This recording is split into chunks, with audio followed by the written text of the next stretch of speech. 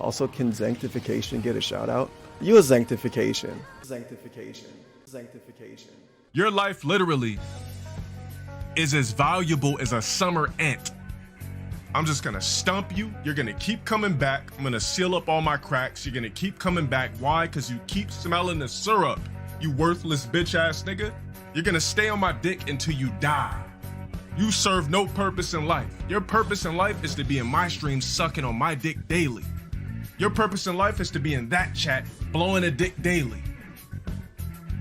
Your life is nothing. You serve zero purpose. You should kill yourself now and give somebody else a piece of that oxygen and ozone layer that's covered up so that we can breathe inside this blue trap bubble.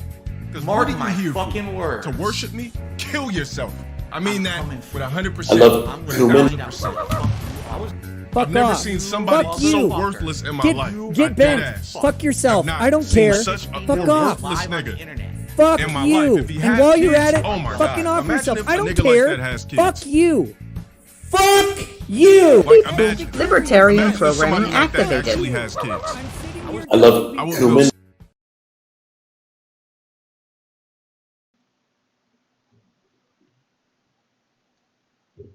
Hey, didn't see you there.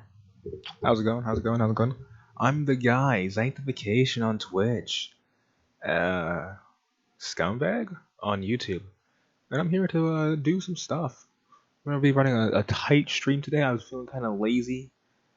That's about it. I was feeling kind of lazy. When you get down to it, that's how I was feeling.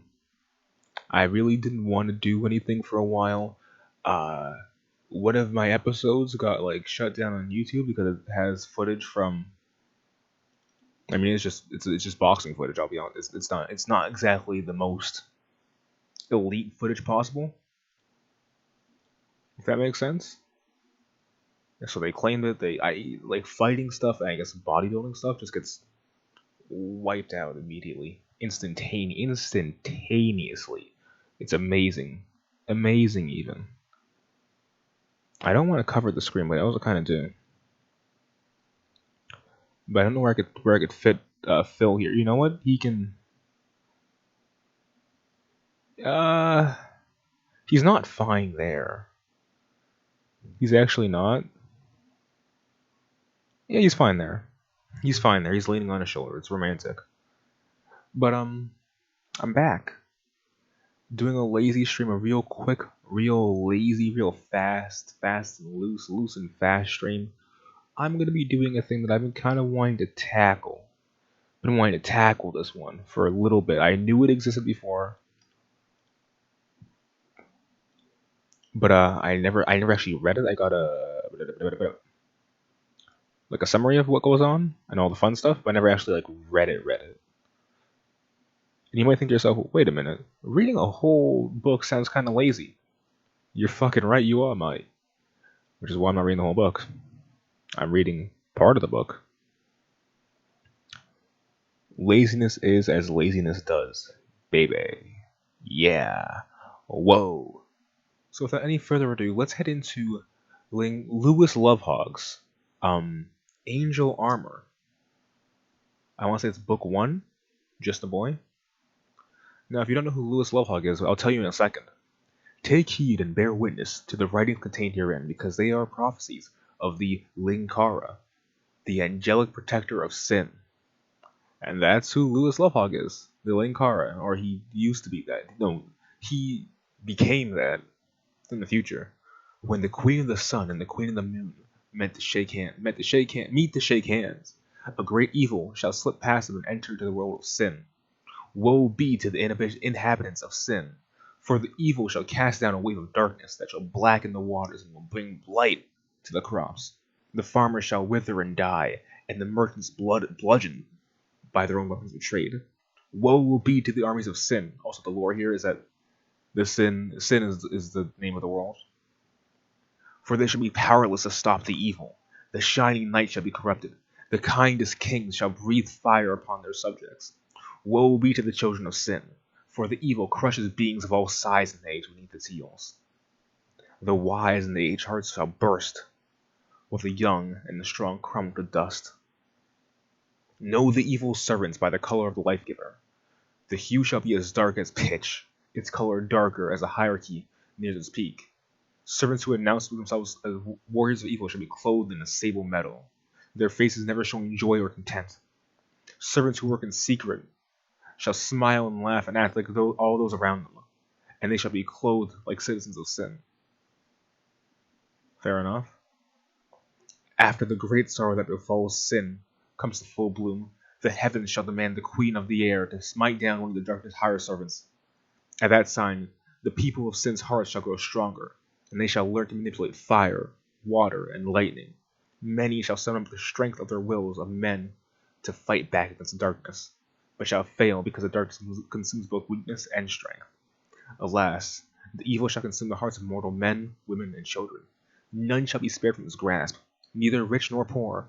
Good and evil shall be intertwined against an evil greater than either. Demons of every color and size shall pour out upon 6 lands, and no sword, no arrow can pierce their mighty skin.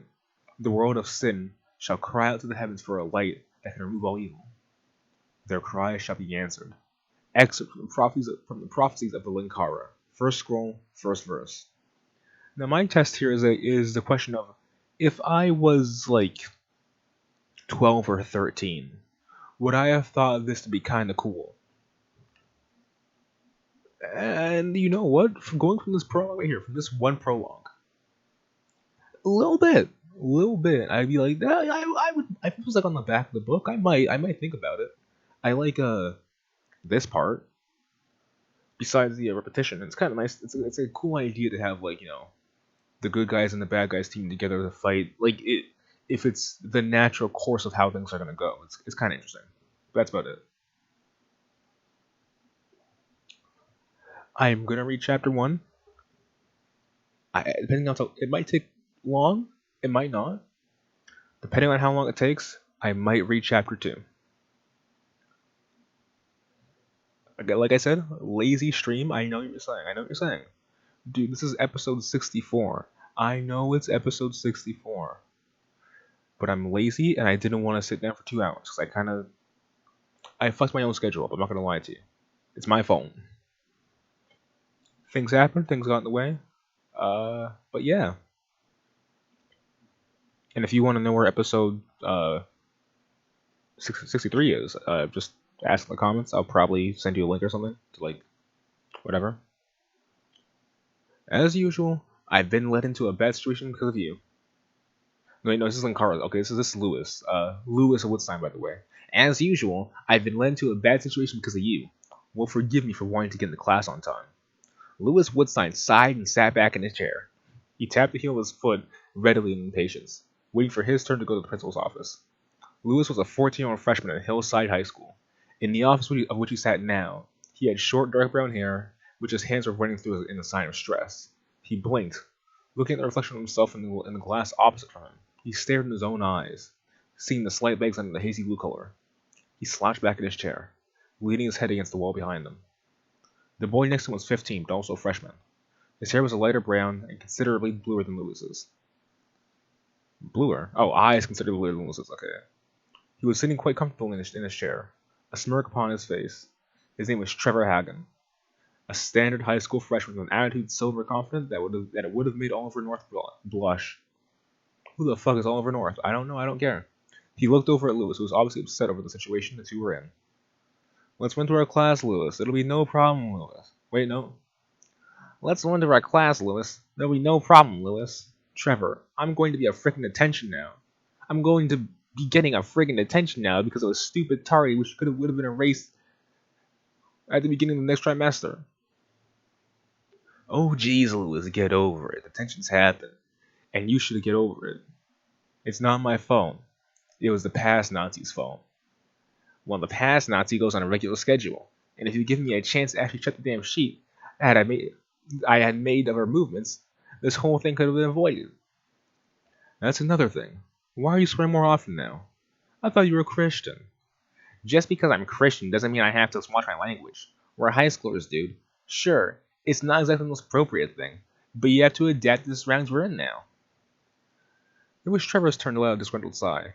A slight creaking sound was heard as the door to the principal's office opened up and a girl walked out of it. And out of the main office. Lewis, Trevor, you can come in now. The two boys had stood up and walked inside the office, Lewis closing it behind them. Principal Howdred? Principal Howdred sat at his desk, his hands folded together. Lewis and Trevor sat down, once more, on the much more comfortable seats in the office. Howdred put on a pair of glasses, looking at the disciplinary report before him. Lewis narrowed his eyes a little at his principal. Even though he knew he was a kind man, there was one thing that television had made Lewis distrust. Bald men in glasses and a suit. Howdred put down the report and looked over the two. Would you care to explain your side of this? He asked. Lewis leaned against his chair, preparing to casually explain. Well, I was having a conversation here with Trevor out here in the hallway, and we sort of lost track of time. Realizing we had to get to class before the bell rang, we ran to get there. However, the past Nazi, Amanda, her name is Amanda. Yes, right, Amanda. However, Amanda saw us running and gave us a detention slip because we were running. And now, because we argued with her about it, she sent us down here. And we now missed more class than we would have if she had just let it slide, Lewis explained. Howard looked over at Trevor. Do you have anything to add? Trevor shook his head. Howard shrugged and replied, Well, I have to partly agree with Amanda. Running through the halls is against school policy. However, because I understand the situation you're in, I'll let it slide. Make sure this doesn't happen again. I'd rather not have to begin a new trimester in 2 weeks with attentions to give you to. The two nodded and stood up, preparing to leave. Lewis opened the door to the office and walked out with Trevor. The two quickly exited the main office and went back to the lobby of the high school. They waited until they were far away from the office before they spoke once more. We dodged the bullet. Wait, no, what's his voice? What's Trevor's voice? We dodged the bullet at that time. Yes, we did. We were going to have to stop talking in the hallways. In fact, I might just have to stop speaking altogether. I think there are a lot of people who appreciate that, Trevor said with a smirk. Lewis glared at Trevor. Oh, shut up. Trevor grinned. Man, I'm loving this slice of life segment. Does it matter? Probably not, but it could. Lewis stared out the window of the bus. He recalled all the events of that day. From the groggy and slow beginning of English, to the attempted detention by the past Nazi, to the open topic in Miss Corma's civics class.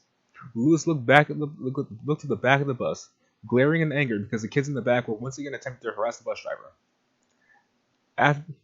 After the third insult, Lewis finally shouted an insult back to them, and they were silenced. What a base god. Oh god, it gets cringe right now. Here it is. He smiled, enjoying the fact that he had once again done his duty in slapping out the idiots in the society he lived in, and in defending his fellow human being. He quickly returned his eyes to the outside window, but yawned briefly from his tiredness. When he reopened his eyes with a yawn, he noticed a store outside. He raised an eyebrow in confusion, and never having noticed the store before this point, Lewis looked further down the road, checking the road sign far ahead. The bus was stopped at a stoplight, giving him the time to see what was on Terrence Road. On his way to County Road J, he looked back at the store he had seen. Because of the fact he'd never seen it before this day, Lewis was surprised to notice that the store appeared to be rather old. The white paint that had been laid over brick walls was discolored and chipping. The door to it was wooden, the corner showing obvious wear and a dead look to it.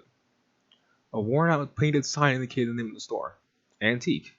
He tried to peer through the windows without any luck, seeing out a very complicated wooden toy boat in the windows, and a grandfather clock in the other. Lewis. Yeah? Lewis called out, turning his head around. Lewis had expected to see someone sitting near him because that voice spoken his name seemed clear and loud, like it was close by him. However, there was no one near him that seemed to be indicating they were the one who had spoken. He blinked and shook his head, thinking he just imagined it. He turned his head back towards the window, but realized the bus was moving once more. I can't fucking read. I can't do it. He sighed and thought of returning to later check it out. Lewis stepped off the bus and said goodbye to the bus driver. She smiled and returned the goodbye as she drove off. leaving Lewis at the corner of Plains Avenue, and Roselawn Drive. He smiled, looking at the spring sun that shined down on him. He slung his book bag over his left shoulder and reached into his flannel over shirt pocket with his right hand. Out of it, he pulled out a pair of sunglasses with a golden frame and placed them over his eyes. This was his favorite pair because the dark glass used to protect his eyes covered only the eyes and nothing more. I would assume that's what sunglasses kind of do, man. I would think. Hold on. I mean, mine is more like a silver gold, but it still works. Now I'm Lewis. I'm Lewis Woodstein now. Let's go. He walked down the streets and breathed in the relatively clean air of his neighborhood. Lewis walked into the driveway of his home, going up a slight slant and stopping at the entry code panel for the garage door. He lifted up the covering for it and typed in 1134. The door made a loud humming sound as it lifted off the ground and up to the ceiling of the garage. The two spots where the cars were empty, indicating his parents weren't home. He walked over to the entrance of the house and pressed the large gray button on the wall, shutting the garage door and opening the main door from the house. "Hey, is anybody home?" He called out into the house. That was so much detail. What the fuck? Was that like a word count thing? Why did you do that shit, bro? That was so much. This is so much detail. It's like a fucking... I don't even know how to explain it. That's like at least like 50 words. That's way too much, bro. Come on. I'm surprised I didn't mention he took off his sunglasses, because I assume he would. God damn it. Also, by the way, Linkara'a was like... I want to say the same age that he like... Actually, no, hold on. Going by the art I have up here. I can pull that up for you, Jamie. Going by this art I have here. This art, which is in the thumbnail. Yeah, these pieces. Going by these, they kind of fit the art style of the guy who was doing Lightbringer. So I'm going to make the assumption here that it's probably around the same time period. So like he was like 16 or so. Which explains the clunky ass fucking writing. It is what it is. Motherfucker. I fucking messed up the motherfucking and there's no motherfucking redo button. Wait. Nope. Wait. Yeah. Yeah. Wait. Is that the image? That's the image.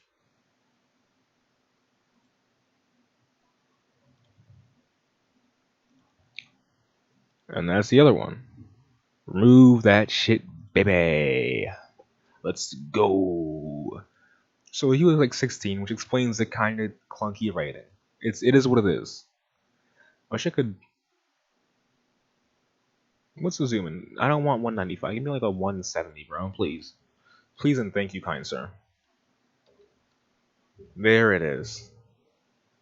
Lewis was standing in the laundry room, a narrow hallway that held a washer, dryer, closet, and a large sink. He wiped his feet on the mat on the floor. "Yeah, I'm here, bro."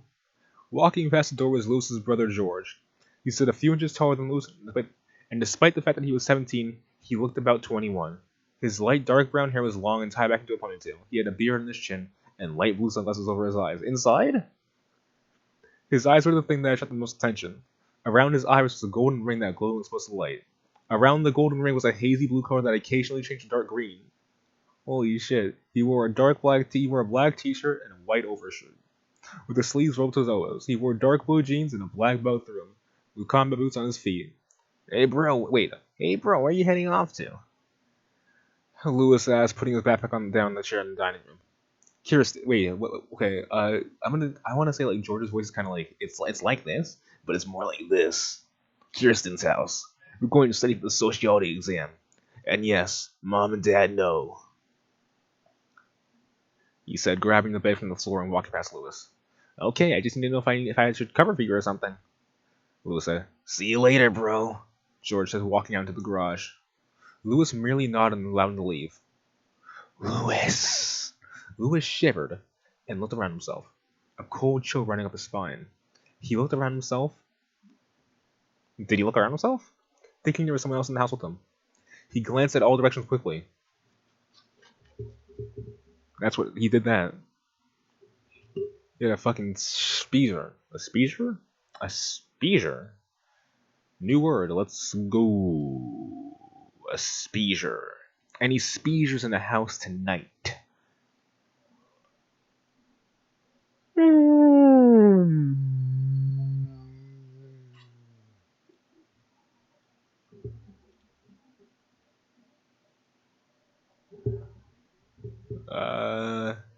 Yeah, trying to discern where the voice had come from. Hello? He called out weakly. You must go, Lewis. Lewis blinked and raised an eyebrow. He continued looking around, but still not certain where the identity of the voice was. It sounded somewhat like an adult male, but there seemed to be an underlying voice within it, like that of a female child. And yet the vice versa was also like within, so it was voice layering. With a male child and a female adult. Okay, to who am I speaking? To whom am I speaking to? This man's hearing voices and he's like getting like sarcastic and snarky. What a cool main character. I would have loved this guy when I was younger. I'm a big Lewis fan actually. I would think George is cool too. When I was like 14 or 12. So I mean I would buy it. I wouldn't buy it. I would think it's cool. You must leave this place now. Why? Leave. Fine. I've watched enough anime and science fiction to know that when a strange voice starts talking to you, you do what it said. Where should I go? I mean, you say the thing. I've watched enough anime and science fiction to know. Why don't you go watch some bitches, bro? To the first market that your eyes took notice of. After the end of an era. Lewis was already putting on his coat and heading back to the garage. He stopped when he heard the last thing. He stopped when he heard the last thing spoken by the voice. What the hell is that supposed to mean? Go to the market. Go to the market that your eyes took notice of after the end of an era. I heard you the first time. Couldn't you clarify a little? Go to the market. Go to the first market that your eyes. Oh, can the friggin' metaphor and just tell me where I'm going. First took notice of. Lewis grumbled loud. Wait, hold on. That's how he grumbles now. The end of an era. I hope you rot in hell, you stupid. Go to the. I'm going. Lewis closed his eyes briefly to savor the money he was in. He was riding his bike on the sidewalk, the wind blowing at his face and cooling him down. He hadn't heard the strange voice since he left his house, and he was quite thankful for it. God forbid any strange voice that somehow hears God forbid any strange voice that someone hears is anything but cryptic. Oh well, I guess I should probably try to figure out what they meant. He said to himself. Lewis pulled on the handlebars which doubled as his brakes. Like a motorcycle, or does it just mean like a bike? The bike came to a slow stop, making a slight squeaking sound as Lewis got off and pulled it to the side. Underneath the tree to get out of the sun, he sat down after putting the bike against the tree. Go to the first market your eyes took notice of at the end of an era. Okay, what do they mean by end of an era? Nothing ended recently, except the second trimester. Yeah, Lewis stated. Immediately, he snapped his fingers, realizing that had been what they were referring to. Okay then, go to the first market your eyes took notice of after the second trimester. My voice is dying, oh my god.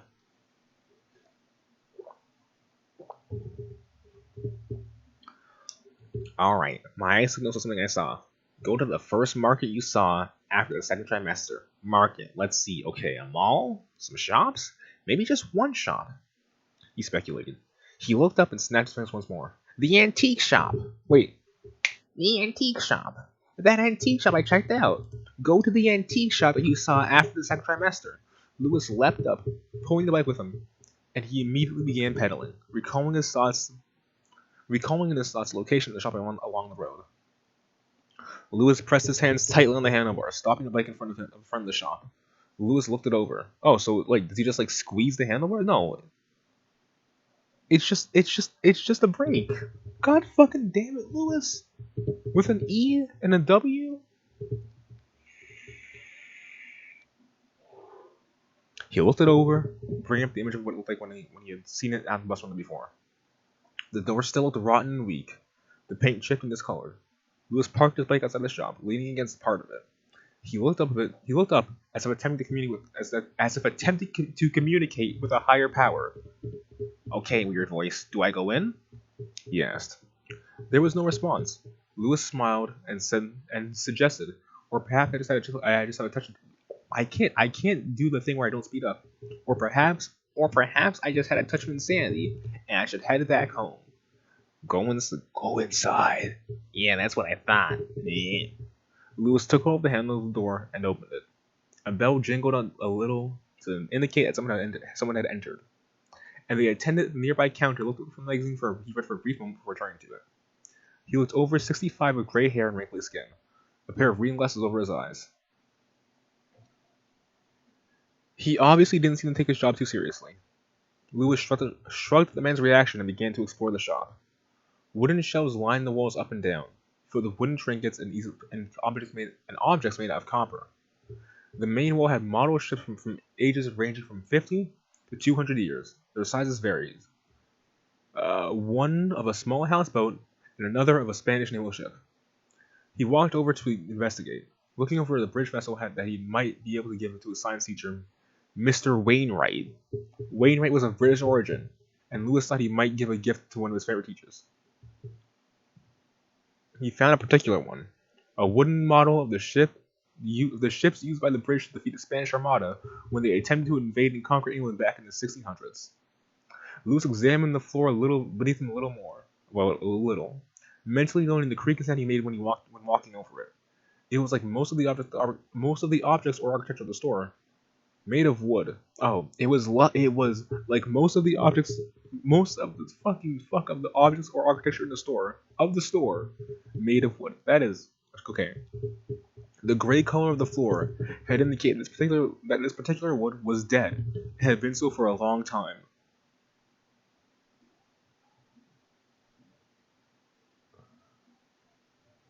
The fuck did I just read? The gray color of the floor indicated that this particular wood was dead and had been so for a long time. You know what I think does indicate that the wood was dead? I think, personally speaking, I think the fact that it was chopped into a board probably indicates a little bit, little bite that it was dead. I'm not trying to spit any shit here, but I think a better indicator, Lewis, is that it's chopped into a plank of wood. I think it's just because it's a plank of wood. I'm not like listen. I'm not saying anything one way or another. But if you looked at me and said, "Hey, can you tell this wood is dead?" I would say, "No, I fucking can't, because I'm not a woodsman." But you know what? I'm going to assume it is because it's on the floor. It's on the floor. And it's made into a board. I could be wrong. I could be wrong here, sir. But I'm pretty fucking sure if there's some wood on the floor and it's been cut into a plank, like some Minecraft planks, it's probably pretty fucking dead. That one blew. I'm actually kind of pissed off. But I'm also browsing right now. I'm distracted, you see. It's distracted viewing. I call this my distracted viewing technique. It's where I don't actually do anything, but I'm distracted. It's pretty cool, huh? Hold on. Gotta take a selfie, gotta take a snap. Easy shit at the same time.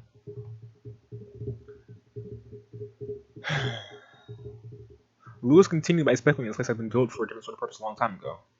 But now it was just the shop that it was. Okay, Lewis. Time to analyze the facts once more. About an hour ago, you saw the store and thought that someone had spoken to you. But you thought it was just your imagination. When you got home, the voice spoke again, desperate to get you here, but couldn't just flat out tell you what to do it. Now you're here, walking around an old antique shop you've never been to before. Lewis spoke to himself. Suddenly his eyes got wide, and he smacked himself on the forehead. And why didn't you email mom to tell you're leaving? Ah! Bro's gonna email his mom, bro. What the hell? Lewis sighed, but then shrugged. Well, if this is anything like TV, books, movies, and anime, etc., there'll probably be something magical, incredible, or extraordinary here that'll make it seem rather insignificant in my mind. Yeah, probably will. Probably fucking will. Lewis chuckled inside, shaking his head a little. Life's not a TV show, Lewis. Stop fooling yourself. Hell, I might just find a nice gift for somebody. I mean, this is a pretty decent store, despite the fact that if a strong enough gust of wind came by, the split would fall over like a ton of bricks. Jesus fucking Christ. Lewis suddenly realized that he'd been talking to himself. He'd been walking through the aisles of the store and was now in a section with armors and weapons. The fuck? This should be in a museum! He raised an eyebrow, examining the dusty metallic objects lining the shelves. Swords and daggers were in glass display cases, probably the cleanest items in this particular aisle. The armor's colors varied, from gold to copper to copper armor? Copper armor? Copper armor? Copper armor? Copper armor sounds like a fucking mess. I'd rather just wear nothing. You want gold and gold to copper, gold and copper armor. The fuck is this bullshit? Is this like a regal armor? Put that in a museum. There's silver and many more. The torso armors are hanging off the top shelves. Lewis decided to look down an aisle of and see what he could find. There were gauntlets of varying color and size at eye level. He smiled. An image of himself punching Osama bin Laden in the face with the gauntlets appearing in his head.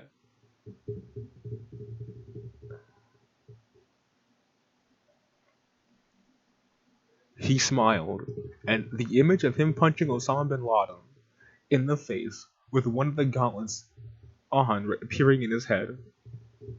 However, one gauntlet suddenly stuck up from the rest of them. It was golden, and there was dust and cobwebs covering it.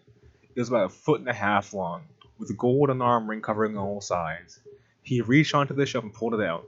Some cobwebs came with it, and that had been attached to the shelf. Lewis looked it over, one eyebrow raised, like The Rock. Think Dwayne Johnson. Imagine smelling what The Rock was cooking. I wonder, he said to himself. Lewis slipped his hand inside of it, pushing slightly into the gauntlet. He felt the soft interior, surprisingly enough, almost like velvet. When he felt his hand go through the other end, there were 5 rings attached to the ending sides of the fingers to slide through. It was a perfect fit. Heh, maybe I should just buy. Lewis stopped talking. He looked up in the gauntlet, and there was no longer an antique shop. He was now in a dense forest. Oh, crap!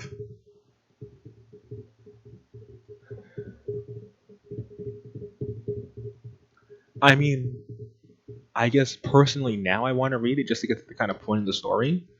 But I think if I was younger and reading way more like young adult novels, I'd be kind of like, nah, this is mid. This is kind of mid. I'm getting some mid vibes. I don't know, man. I don't know. I can't confirm. I can't deny. But it's you know, I've seen some good. I've seen some bad. But what I am seeing here, man, I don't hang with the killers and the robbers. I just see some things, and it's like, I don't know, man. So I'm looking at drama right now.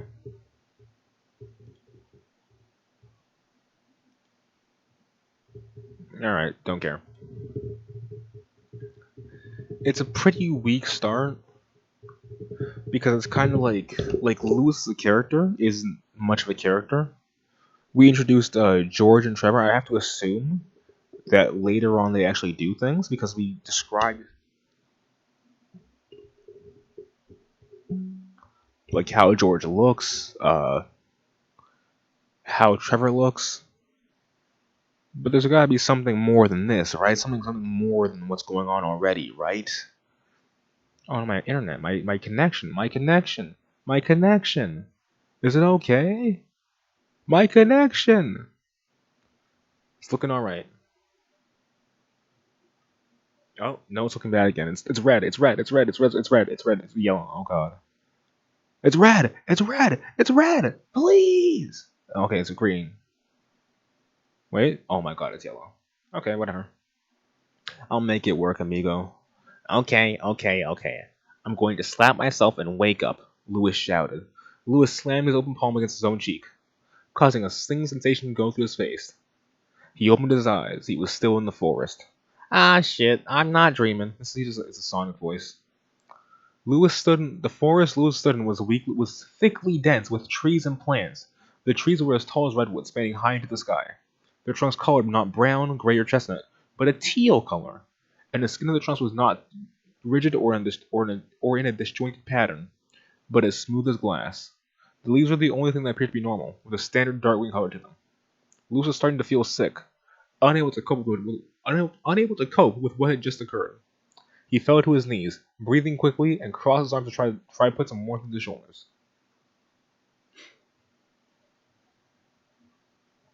You know, the thing about Lewis is that, like, so he's hearing voices in his head, and he's like, yeah, this is cool. It's like an anime, dude. It's like an anime. Then he gets isekai'd, and he's like, what the hell? What the hell is going on? He gets isekai'd, right? And his reaction is Alex Yick. He starts yicking out. He starts yicking out. Can I find yicking out as a thing? I want to find someone yicking out. Please and thank you. Show me Alex Yick. Show me Alex Yick right now. Show me Alexander Yick. Please. There he is. There's some pretty good art. It's some pretty good Yick art right there. Some pretty good Yickle.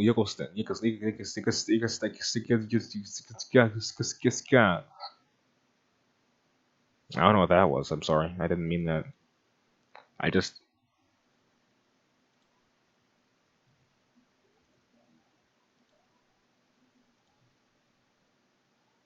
Oh no. That's terrible. How dare you?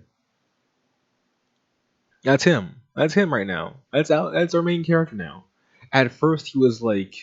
It's what happened. He was like, yeah, whatever. And he's like, wait, what? And now he's like that. God, that's some really good art, actually. I hate it. It's too who? Look, it's Alex Yick. I don't want to scroll down. I'm gonna get shot. Yo, Yicknor, big fans of your work, for real. I'm not scrolling down there, buddy. You're not gonna get me. I'm not clicking on that. I'm not clicking on that. I'm not clicking on that. I'm not clicking on anything. This art, amazing. Literally fantastic. Yick and O'Morty? What the hell?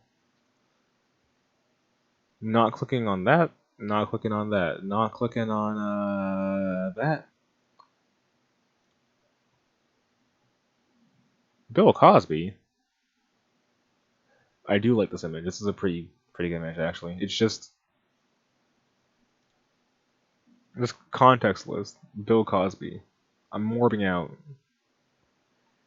Wait a minute. I want the hell. It's an accentuated bulge.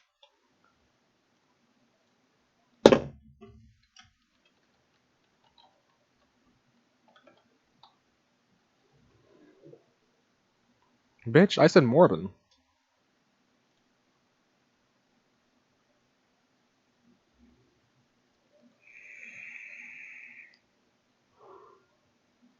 I'm beginning to morb.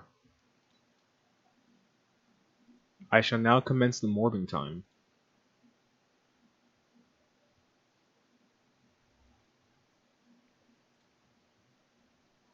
Damn it. Aw, fuck you. It's a Devil May Cry meme. What the hell? That's crazy.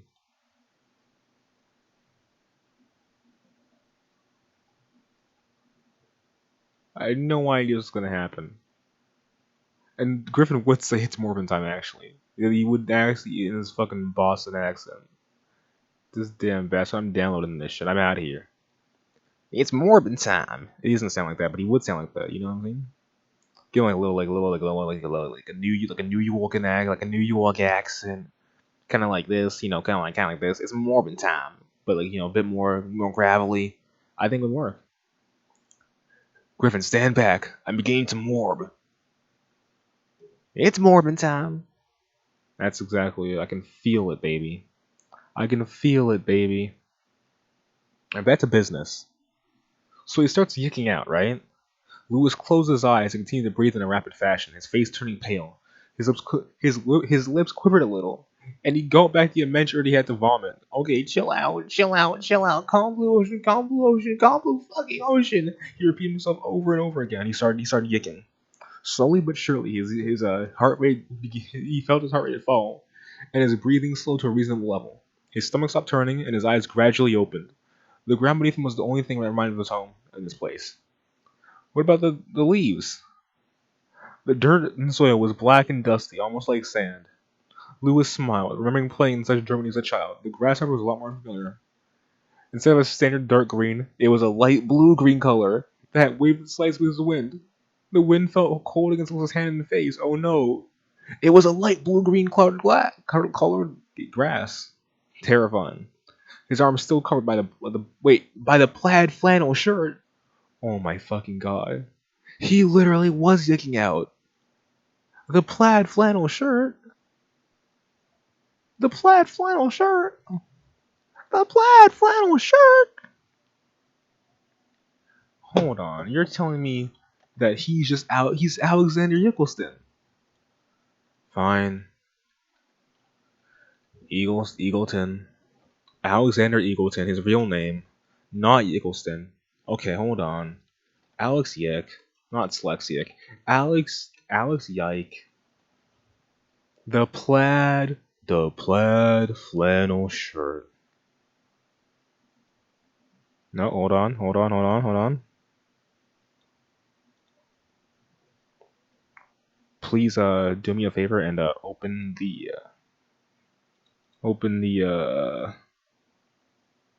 I can't see it. It doesn't exist. It can't find the tab. No. I'm wasting time here. I don't know why. I thought I was doing a lazy stream today. I was doing a lazy stream, dude, but now I'm doing an effort stream. I have to like change tabs, dude. It's pretty intense. You ever change tabs? I just want to show Alexander Yickleton in his plaid flannel shirt. Bitch, please. Oh my god. Please. There he is. Look. The plaid flannel shirt.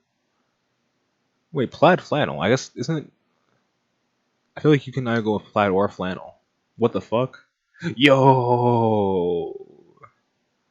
That goes crazy. What the hell? He's yicking out. Holy shit. That's insane. Not Alex took over Soul bad guy. Not Yick a bad guy. Oh man. I'm downloading all of these. This is a good image. Please put him over Slayer. You can't tell me you tell me you can't put him over. You know what? Slayer isn't in fucking Guilty Gear Strive. Damn it! It's over. It would fit so well. He's just Alex Yick. This shit sucks, man. We lost. We fucking lost, boys. We lost.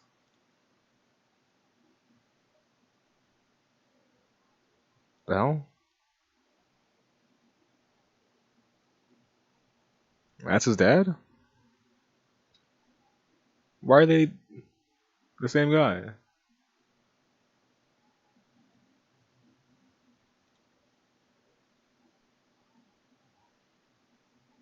Why is he shirtless?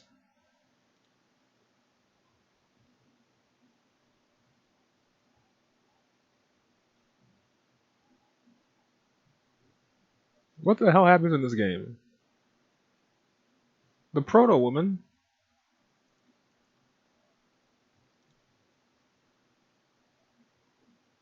You know what? I'm gonna tap out real quick. Also, I did like this fan art. It was pretty cool. This kind of this redesign. It was pretty nice. He's just Kurt Cobain now. It's pretty cool.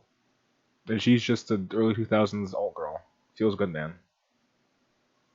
Made him look more 90s. It's pretty cool. Pretty cool, dude. All right, I'm out of here.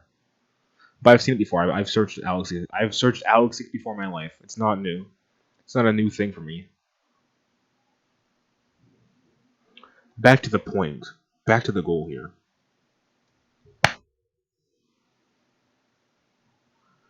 The plaid flannel shirt. Lewis brought an arm over the low-hanging tree branch and lifted himself up. His knees and arms still felt a little weak, but their strength was returning quickly, all of a sudden he realized he was still in the gauntlet in the antique shop. However, it had changed slightly. The dust and cobwebs that had covered it had disappeared, leaving it cleaner than a Catholic nun. Its golden color was now glorious and new, like a freshly painted and polished sports car. Lewis brought his other hand over it and slowly slid it off. He blinked and examined the refurbished gauntlet carefully. Right, Lewis. Examine this logically. This sort of thing happens all the time on TV. Right now, if you haven't traveled back in time somehow, you have entered some other planet or parallel universe. This gauntlet is probably the gate between wherever the here is and home. Because when you put it on, you end up here. So logically, if you put the gauntlet back on, you should return home. Lewis said to himself. Lewis then extended his arm out a little, pushing it back into the gauntlet. When it was through, oh no, the webcam! No! Damn.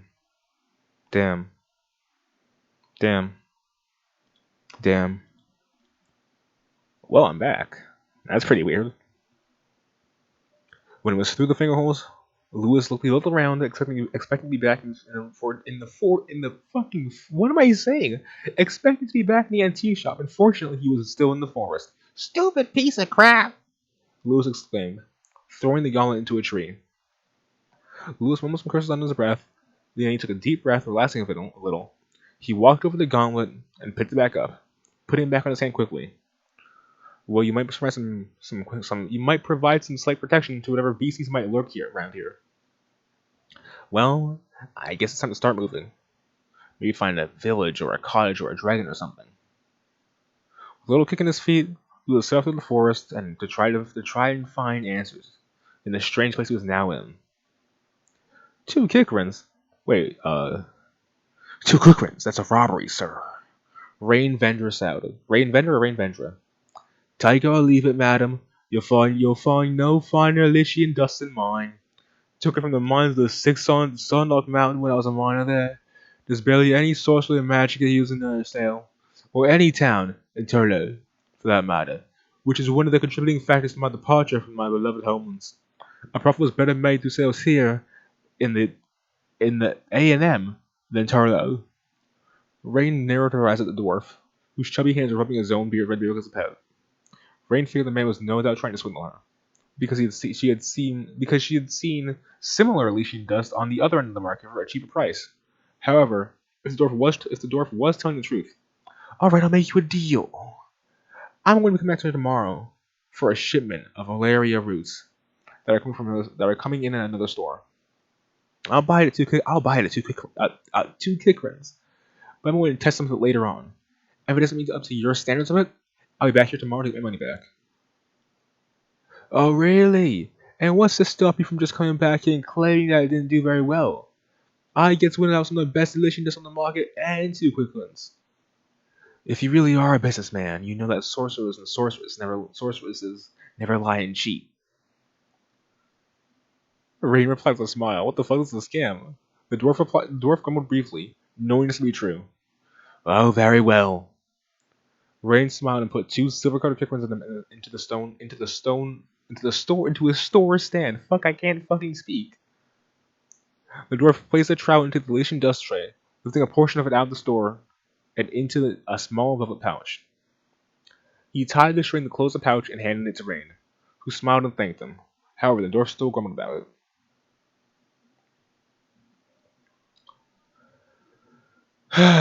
Rain walked away, tossing her long black hair over her back as she stuffed the Elysian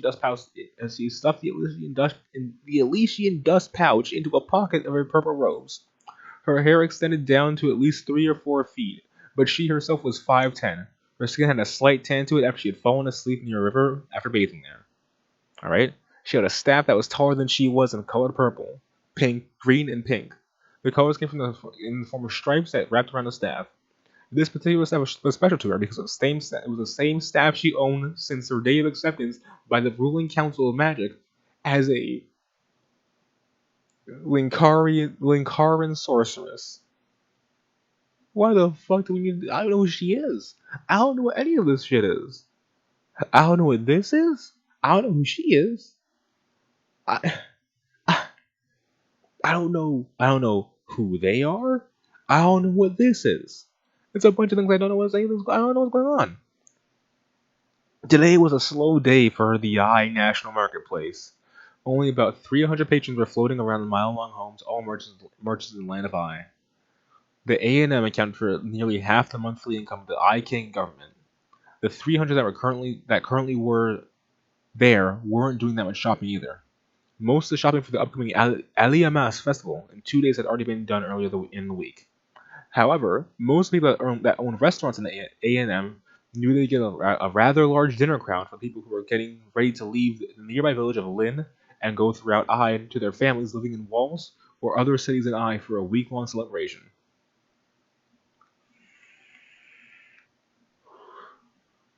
That's some intense lore dumping, bro. I don't even call this world building. This is like world terraforming. He's like just fucking. It's like a fucking. This is like a world mansion, if that makes sense. He's just dropping like pre-made parts down, bro. About to lose my cool. Rain, however, had no family members to celebrate the Alamas festival with.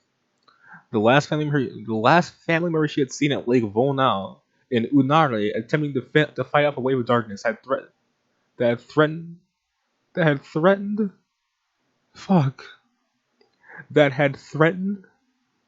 Unare's capital, Liso. She had been one of the heroes of the battle of Lonal. Wait, oh, that's what that does. I want to set up a. Wait, hold on. I want to set up a thing. Like a hack key. I'm doing it now. I'm actually not. But Jesus Christ. She had been one of the heroes of the Battle of Vonau, helping drive the darkness away. Rain found it odd that most people were trying their best to get ready for a celebration and holiday instead of rallying themselves for war against the darkness. It was fairly obvious that the darkness was headed for I. After plowing through the Zlad Delta in Gilad and heading northwest to the Unare city of Sarin and Lake Volno, one could tell was no doubt headed for I to dispose of the birthplace and largest concentration of the Linkaran faith. Perhaps I should appeal to the king. Ask him to begin rallying the armed forces to defend against the darkness when it finally comes.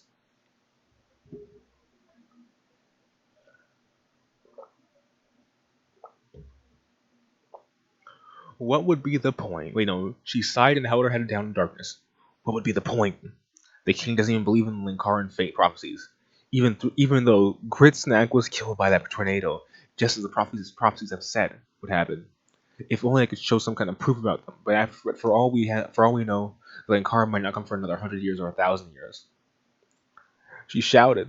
She shouted. But for all we know, the Linkara might not even come for another 100 or even 1,000 years. Now outside the borders of the A&M and walking through the forest, Rain kept her staff at the ready, just in case there were some demons or orcs that were wandering around the forest. Jesus Christ, you can't just do that to us, man. You can't just throw us in, bro. My God.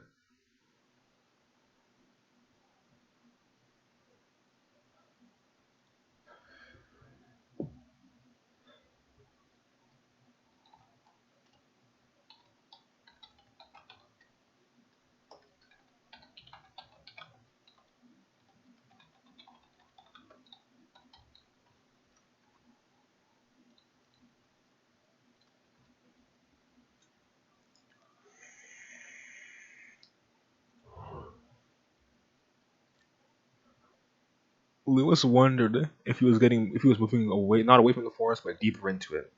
The bushes and branches were becoming thicker and higher in number. Lewis's arms were constantly outstretched, pushing back all aside to get through. Finally, he got sick of trying to push it aside and just sat down at the base of a tree. He reached into the pocket of his flannel shirt and put out some red berries that he picked earlier when he was wandering through the forest. He bit into one lightly, figuring this might have to be the difference between life and death to survive in this place. It had a yellow-colored juice in it that didn't seem sticky or in any way oozing.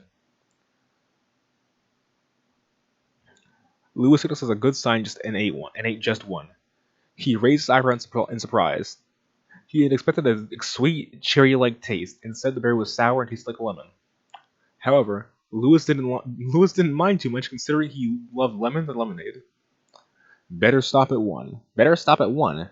If I die next morning, I'll know they're poisonous, he said to himself. Suddenly a smile on his pure knee blinked. Well, that's certainly a flaw in my plan. Quickly, he shrugged it off and put the remaining berries in his pocket. He stood up once more, sighing because he had to return to his job of clearing the shrubs and bushes that blocked his path. It's times like this that I wish I owned a machete. Lewis stopped at the large number of branches. He growled silently, then roared, slamming the hand that had the gauntlet on it down on top upon the branches. All of a sudden, a sword's blade slid out the top of the gauntlet, slicing down the branches and chopping them away, giving a slightly clearer path for Lewis, who merely stood in front of it and blinked in confusion. He had brought the gauntlet in front of his face and wondered to get a good look at it. He wondered for a moment how the blade went back in, and suddenly the blade retracted back into the gauntlet, much to Lewis's surprise. Cool, it's like a guitar or a cestus or something. Wanting to test the theory he had with the weapon, he immediately thought in his mind for the blade to extend out.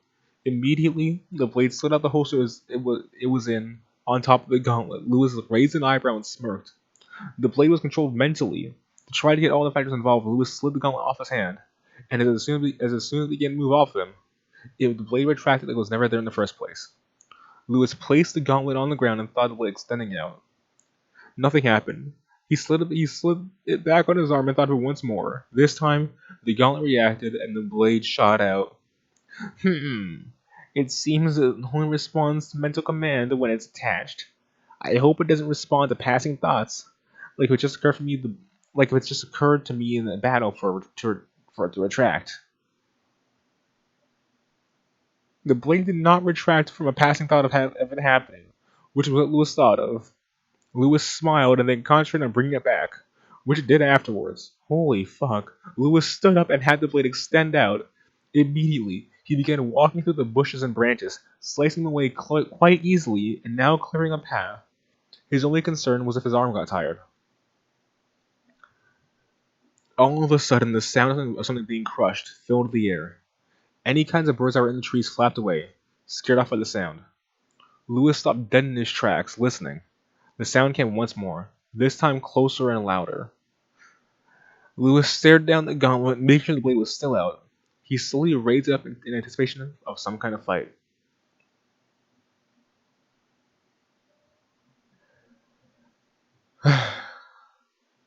Another crushing sound came. This time it was more apparent that it was coming from the right side, so he spun around to that direction, readying himself for whatever was coming. All of a sudden, the trees and bushes in front of him slammed to the side. A loud roar filled the air. Lewis winced, almost having to cover his ears from the loud sound.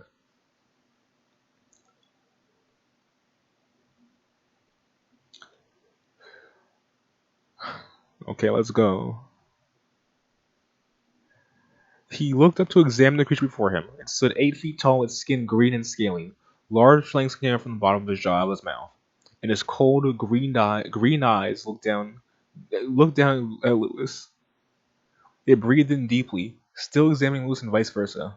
Lewis figured that he was trying to determine exactly what he was. So he decided to take advantage of this. Greetings, Greenskin, from the king of the potato people. Lewis shouted up at the creature. So you call him a fucking slur, bro? What the fuck? You meet a new creature. You call this guy a fucking slur. We call him a greenskin. Bro, what the hell? You can't say that shit, dude. You can't call a guy a greenskin like that. What the hell, man? The creature continued staring at Lewis, its face one of confusion and uncertainty.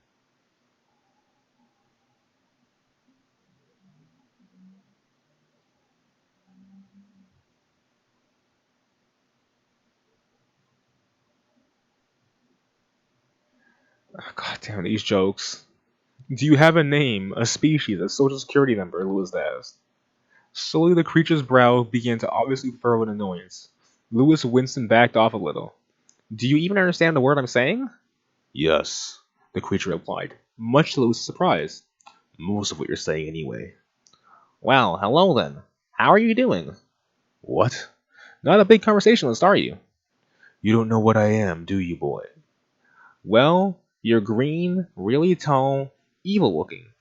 If I didn't know any better, I'd say you were Fidel Castro. The creature growled once more, this time because Lewis didn't know what he was. I'm an orc, you foolish child, roared the creature. Lewis was taken aback by this. Well, orc dude, I can see you're really busy right now. I'll, come back later. The orc raised its arm up, preparing to strike down Lewis. He yelped and jumped out of his way as the orc slammed his huge fist down upon the ground, leaving an imprint on the dirt. Lewis gritted his teeth and raised the blade as a defensive maneuver from his new position. The orc reached over to a nearby tree and ripped off one of the branches to use the club. Lewis decided to make the first move and charged the orc with his blade extended out. Moving faster than Lewis, the orc turned, colliding the tree branch into Lewis's side and sending him flying over the bushes through several branches like a golf ball. Yes, that's dead. You're dead, buddy. Sorry. Lewis slams the ground hard. He was at least 50 feet from the orc now, and he was in pain all over, but mostly in the side where the tree branch had hit. Mental note: don't provoke the orcs. Lewis shouted to himself. He slowly got up, but the first thing he saw was a tree branch once more, coming at his face quite quickly. He speedily relaxed his back, falling back to the ground, the tree branch missing him by inches. Lewis rolled to the side as the orc slammed the tree branch in the ground where he had just lain. He winced as he jumped up, raising the blade to block any more assaults. Unfortunately, the orc merely kicked him, knocking him back into the air. Knocked him up into the air. Lewis screamed in pain, his back flying through the tree branches, and his stomach feeling was going to implode from the impact of the orc's foot. When Lewis landed on the ground this time, he coughed up some blood. His body was in so much pain that it hurt to even breathe. He thought he'd just broken more than a dozen bones, and he was really regretting listening to the instructions of the voice. He slowly opened his eyes, but was also hurt, and saw the orc standing over him, preparing to slam the club down on him. Lewis summoned all his strength and jumped up, extending the blade out. Immediately, the blade pierced the orc's stomach. Green blood spewed out of it as the orc slowly fell down onto his back. Lewis fell down slowly, breathing deeply and groaning in pain. He gradually closed his eyes and took a deep breath, tasting blood in the back of his throat. As his sight faded, he saw someone peer over him, but he couldn't quite make out who it was. Well, it seems I'll be able to give a new Elysian a test. Lewis awoke with a fast-beating heart and a cold sweat covering his forehead and chest. He was facing downwards, seeing white sheets cover Lewis's body. He realized that his shirt was gone, and from the feeling of his legs against the soft sheets, his pants were as well. He looked to examine his surroundings. He started to take branches. Okay, also, by the way, I would put a new chapter right here. Just cut it off right there. It's a little bit like a cliffhanger. It's nice, it's casual, it's cool. But I'm not the boss here. I'm not the cop. I'm not the motherfucker. I'm just a guy. So, either way. He started to take breaths in a calm... Yeah, he started to take breaths. He started to take breaths in a calm and controlled fashion to try to bring his heart rate down a few notches. As his eyes took in his new location, the strange trees and forests were gone, replaced by what appeared to be a log cabin. Several odd-looking animal skins covered the floor. The odd thing about them was the fact that the animals they were from were alien to Lewis. On one side of the room, a small section of the wall extended as a fireplace. A fire was already blazing, a black cauldron hanging over it. Lewis smelled some type of soup cooking in it, and he smiled. Whatever it was smelled rather good. Ah, you're awake. That's Rain now. Startled by the voice, Lewis almost jumped into the air. His eyes looked over an open door, where Rain Vendor stood, holding several plants in her arms. She walked over to a nearby table and set the plants down, as Lewis continued to stare at her. I guess that dwarf was right about the Elysian. You made a much quicker recovery than it usually takes. I have been planning to just cut my hand and place the dust over the wound. But you seem a much better test subject. Without the dust in my skills, that orc attack would have killed you. Lewis blinked and smiled. Thank you for saving my life. Rain smiled back at him. Rain smiled back at him. Don't mention it, young one. What's your name, by the way? And what were you doing in the forest alone? My name is Lewis. As for what I was doing alone in the forest, well, I'm not exactly sure myself. Lewis looked over at his right hand and realized that the gauntlet still covered him. Why didn't you take this? Why didn't you take off this gun along with my other clothes? I tried to, but the moment I touched it, this fiery pain shot through my hands, and it shot out small bolts of lightning. Weird. Say, Weird. Say, why did you take my clothes off? Lewis asked. I decided to wash them for you. Very odd clothes that you still have, especially the patterns. God damn it, Lewis, stop being snarky. Jesus Christ, she replied, suddenly going into a deep thought, but leaving quickly. Yeah, well, I usually get that from a lot of people at school. It's a fashion thing for me. Clothes of the individual. In essence, I'm the only one who always dresses in a plaid and flannel shirt. Of course, now that I'm here, wherever here is, I'll probably change that. Rain looked at him. School? What school? Wait, what the fuck? This is stupid. I'm guessing wherever this place is, education is a prime factor in life. Now you wait a minute. I went to the Ramcalaria Institute of Magic. Don't tell me education isn't important. I've just never heard of the term school. I've never heard of the word school. Lewis smiled. School is a place where people where I come from send children ages 5 to 8 to learn about the world.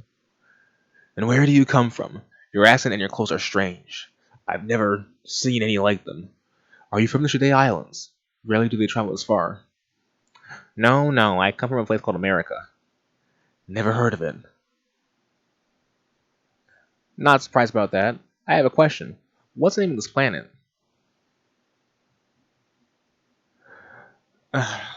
What? The planet?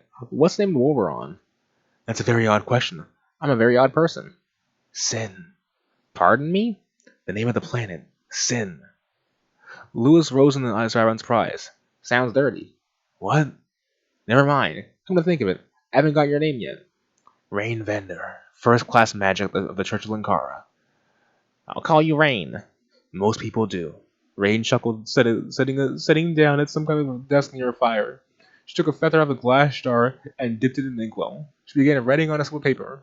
Lewis watching her intently. What are you writing? Just a letter. You should rest. Wait, just a letter. You should rest. The Elysian dust seems to settle in, Rain replied.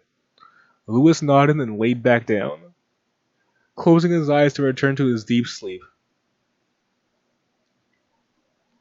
When Rain was sure Lewis was asleep again, she read the message he had written, silently to herself. Your Prominence, Priest Garrick Chapriya of the First Church of Linkara. I was walking back to my home in the forest when next to the Lin village when I happened upon a boy who had killed an orc. He couldn't be older than 14 kilos, and his clothes were quite strange. He doesn't know how he's arrived here, but the province from which he says he's from is unknown to me. And even if that is circumstantial evidence, there are two more things: the recent death of Gritsnack, and the fact that the boy killed the orc through some kind of golden-colored gauntlet, which I cannot remove from his arm. Your Prominence, I think the Linkara has finally arrived. Come soon to test him. First Mage, Rain Vendor. Okay. So, given all that, it was a trip. There is some text. We certainly got some text. We absolutely got some text. The dialogue's kind of shitty. The world building's kind of messy, kind of heavy, kind of thick.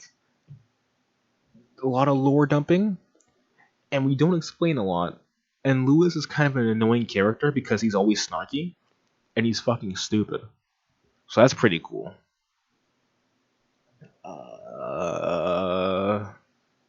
He didn't try to explain the situation at all. And yeah. Also, he just murdered somebody, so that's pretty cool. But I would probably continue reading this actually if I was a bit younger. because it's like, yeah, it's kind of boring, but it is mildly interesting. So to consider the fact that when he wrote this, he was around like 16, maybe even younger, I gotta give him his due. There's a significant amount of text in it. It's a 150 pages, just about. It's not amazing. It's not fantastic, but it's also not terrible. And that's a lot to say about certain things written by someone of a certain age. That being said, though, it is kind of terrible. A lot of the info is very basic, but the thing with this is that you don't need amazing prose for your shitty fantasy isekai. You just need good world building. Good world building, good environmental description. That's all you really need sometimes. People want to be taken into a different world, and that's what he offers. He offers an alternative world where things are different.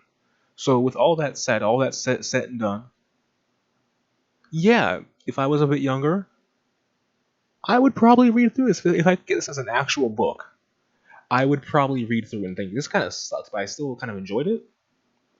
So you know what? And you know what? It's better than Lightbringer. It's also funny how Linkara kind of, I think, kind of stepped out of like writing and like drawing and like creating worlds. And I want to know what it'd be like if he like made a comic book like where he is now. If he like were to hire somebody to make a comic book for him, kind of like that was like a story. It was like a superhero comic. It was whatever. Would it still be kind of like a self-insert? I have to imagine it kind of would be, but kind of less so with the way like how Lightbringer works, where it's like he's kind of a self-insert, but he's not really. He's a self-insert of Lewis's ideals, but not like of who he is. He's not named Lewis, and he's not just a snarker. He's a pretty serious, straightless guy. With that said, it's sad that Lewis kind of abandoned that. It's also funny how he has two characters who are kind of just like messiah figures. But I mean, it's more obvious that he named the religion is named Link. The Jesus figure is literally named Linkar, which is amazing. His current name, his current internet name, is just the Jesus figure they made when he was like 16, 17, maybe even 15, maybe even actually 15. But you know what? That's how it goes. So Linkara, if you want to put out a book, man, I'll not read it. I won't read it, but I'll read the first chapter and be mean about it. So you win some, you lose some, you spin some, you schmooze some. I'm the guy, the dude, the lad, the fellow, the frog, the motherfucker, the brother, the sister. Sanctification on Twitch, Scumbag on YouTube. It's been 2 weeks. It might be another 2 weeks. It might be. Well, no, right. Ideally next week. The thing is that like I would have gotten this out sooner, and I would have done this sooner because like I just didn't have time for it. And my other idea was a bit longer. It was 2 hours, and it was like I'll be pausing during it. It was kind of not there. But you know what? Whatever. Doesn't matter. I bid you an adios. I bid you an au revoir, an adios, and then adieu.